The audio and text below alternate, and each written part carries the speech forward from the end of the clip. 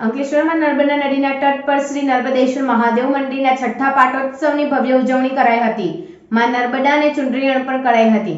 હજારો ભક્તો શાસ્ત્રોક્ત વિધિ સાથે પૂજન અર્ચન સહિત મહાપ્રસાદી ભક્તોને લાવો લઈ ધન્યતા અનુભવી હતી. શ્રી નર્મદેશ્વર મહાદેવ તેમજ શ્રી મહિષાસુરમર્દિની માતાના સાનિધ્યમાં ભૂદેવો દ્વારા શાસ્ત્રોક્ત વિધિથી સવારથી શિવશક્તિની મહાપૂજા, નવચંડી યજ્ઞ સહિત અન્ય ધાર્મિક કાર્યક્રમો યોજવામાં આવ્યા હતા. જ્યારે સાંજના સમયે પાવન સલીલામાં નર્મદા મૈયાને એક કિનારેથી બીજા કિનારા સુધી અંદાજે 800 મીટર કરતાં લાંબી ચુંદડી ઓઢાડવામાં આવી હતી. વધુમાં ભાવિક ભક્તોએ મહાપ્રસાદીનો લાવો લઈને ધન્યતાનો અનુભવ કર્યો હતો. મા રેવાના કિનારે વસેલા આ મંદિર અનેક વખત પૂરના રૌદ્ર સ્વરૂપનો સામનો કર્યા બાદ પણ આજે આ મંદિર અડીખમ છે અને મંદિરના ભક્તો માટે આસ્થા સ્થાનક છે.